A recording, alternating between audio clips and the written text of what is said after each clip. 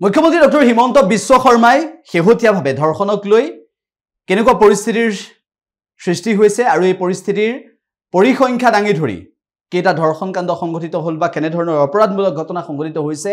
ইয়াৰ সবিশেষ দাঙি ধৰাৰ সমান্তৰালভাৱে মুছলমানক লৈ হিমন্ত বিশ্ব শৰ্মাৰ দৃষ্টি কি বৰ্তমানৰ চৰকাৰখনৰ দৃষ্টি কি মিয়া প্ৰসংগক লৈ কি ক'ব বিচাৰে আৰু বৰ্তমানৰ চৰকাৰখনৰ প্ৰতিটো জাতি জনগোষ্ঠী প্ৰতিটো সম্প্ৰদায়ৰ প্ৰতি সমভাৱাপন্ন এটা মন আছে নে নাই আজিৰ দিনটোত অসম বিধানসভাৰ মজিয়াত মুখ্যমন্ত্ৰী গৰাকীৰ বক্তব্যত হেয়া স্পষ্ট হৈ পৰিল আজিৰ দিনটোত হিমন্ত বিশ্ব শৰ্মাই কোনবোৰ বিতৰ্কিত কথা ক'লে কোনবোৰ কথাই বিৰোধীৰ মাজত আজি হৈছৈ লগালে বিৰোধী আজি প্ৰতিবাদ কৰিবলৈ বাধ্য হ'ল শুনাব বিচাৰিছো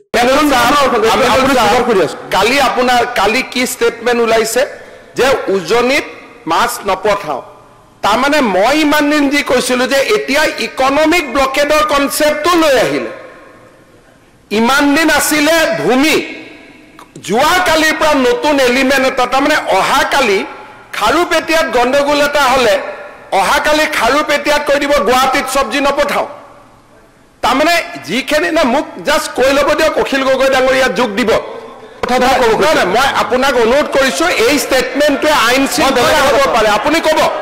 মই আপোনাক মই একদম আপত্তি কৰা নাই কাৰণ এই বিষয়টো ইয়াত অলপ নিষ্পত্তি হ'ব লাগিব সেইকাৰণে অখিল গগৈ ডাঙৰীয়াই ইয়াত দুআষাৰ কওক মই বিচাৰিম আজি যি ধৰণে হাউচত বিৰোধী দলপতিগৰাকীয়ে ক'লে কনষ্টিটিউচনেল লিগেল ৰাইটছ এইটো এক জায়গাত সমাজৰ সেনসিটিভিটি বিলাক বেলেগ জায়গা কালি যদি আপুনি কয় যে কামাখ্যাও অসমৰ তুলনাত গতিকে কামাখ্যাত গৈ মই বহি লমেই নাই এইটোতো লিগেলি ৰাইট হলেওতো কোনেও নকৰে এটা হল লিগেলি ৰাইট আৰু আন এটা হৈছে সমাজৰ ব্যৱস্থা সমাজৰ সিস্টেম আজি আপোনালোকে আবেগত হওক কিবা হওক প্ৰথমবাৰ বিধানসভাৰ ৰেকৰ্ডত কৈ দিলে যে আমি আমাৰ অধিকাৰ আছে আমি গোটেই অসমত যামেই নাই এইটো কলো নাই আৰ্টিকল 14 মতে অধিকাৰ আছে কিন্তু সেইটো অধিকাৰ আমি প্ৰয়োগ কৰিব পাৰো নেকি আজি এটা খিলঞ্জীয়া জাতি জনগোষ্ঠী উজনি অসমত আজি এই ধৰণে তেওঁলোকে বাস কৰিছে তাতে যদি আপোনালোকক কোনোবাই মাতিছে কাম কৰিব মাতিছে আপোনালোক তাত যাবই অতিথি কিন্তু মই যামেই যিটো ষ্টেটমেন্ট আজি আপোনালোকে আৰম্ভ কৰিলে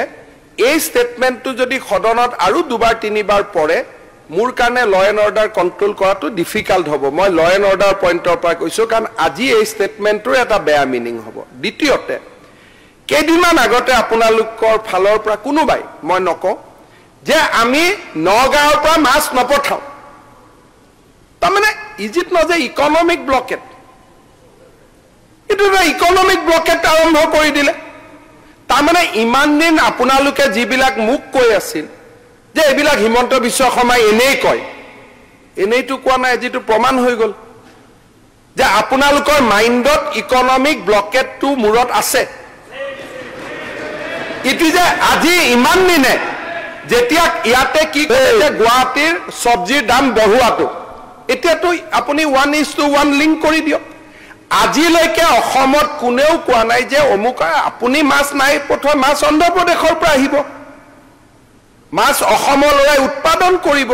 কিন্তু এনেকে যদি উজনি অসমত সৰু ঘটনা এটা হৈছে না ষ্টেটমেন্ট দিছে ঘটনা কতো হোৱা নাই এটাই মাত্ৰ নাজিৰাত ঘটনা হৈছে ঘটনা আৰু উজনি অসমৰ মানুহখিনিয়ে বিবৃতি দিছে আইন হাতত লোৱা নাই নাই ঠিক আছে নাই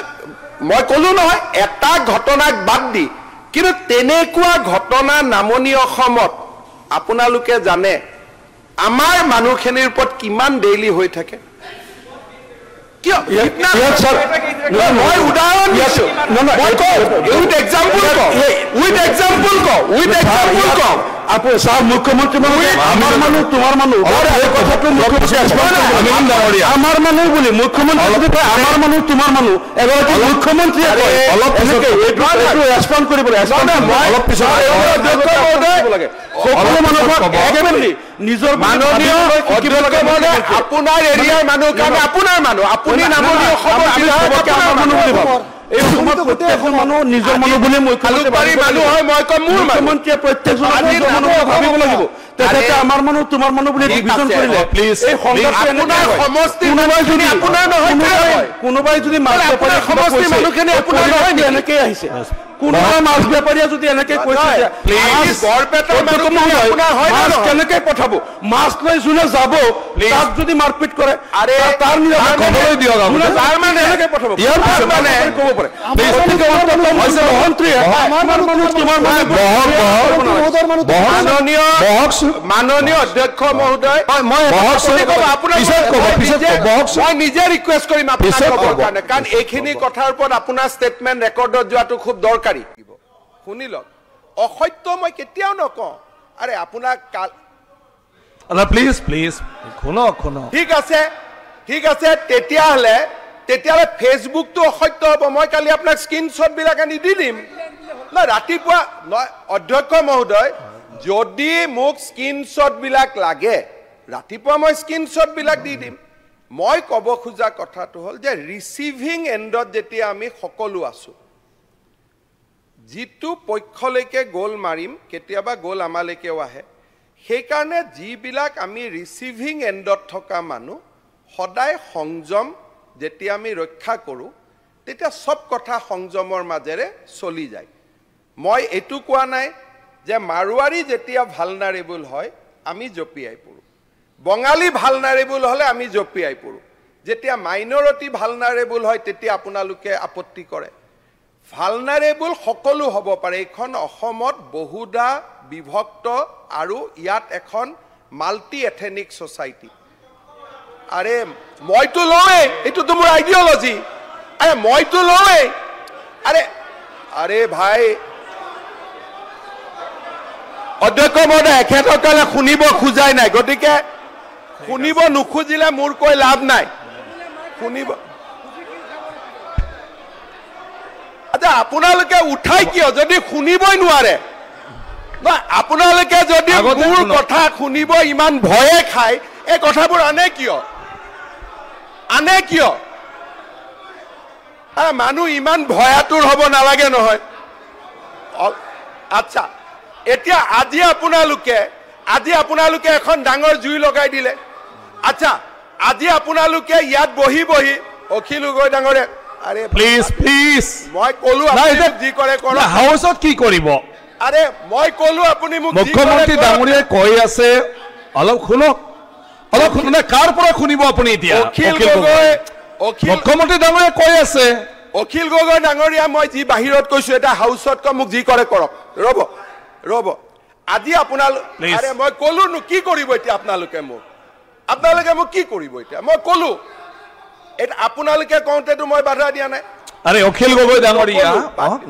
অখিল গগৈ আপোনাৰতো উত্তৰ লাগে ন 2009 মানে শুনকচোন উত্তৰটো চাই আহিছো বাদ দিয়ক আপোনাৰতো উপায় নাই আপুনি শুনিবই লাগিব কি কৰিব আপুনি মোক ক'ব হাউচত মই কাক মাতি আনিম নহয় মুখ্যমন্ত্ৰী ডাঙৰীয়াই কৈ আছে যে মই কাক মাতি আনিম আপোনাৰ কথাটো উত্তৰ দিবলৈ মই যদি উত্তৰ নিদিওঁ কোনে উত্তৰ দিব এতিয়া আপোনালোকক আৰে মই আৰে হে ভগৱান আৰে না এটা কি কৰিব মই ক'লো এতিয়া আপুনি মোক কি কৰিব এক মিনিট না মই আৰে টিভিত চাই আছে না মানুহে আৰু মুকু চাই আছে গতিকে মানুহে গম পাব কোন কাৰ ফালে গতিকে লাইভ টেলিকাষ্ট হৈ আছে ময়ো এনজয় কৰি আছো মোৰ কোনো আপত্তি নাই প্লিজ সাইলেন্ট প্লিজ টিভিত অসমৰ মানুহে চাই আছে মই মোৰ আদৰ্শত আছো গতিকে মানুহে মোক ভাল পাব গতিকে ইয়াত কৰিলে কৈ থাকক একদম প্লিজ আপুনি হৈ থাকক কৈ থাকক মই শুনি আছো প্লিজ আরে কবই দিয়কচোন মাননীয় কথাটো ইয়াতে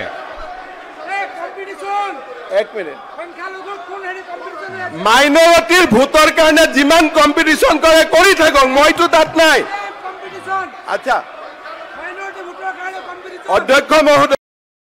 যিকোনো খবৰৰ বাবে যোগাযোগ কৰক 7099017330 অথবা 7099017990 নম্বৰত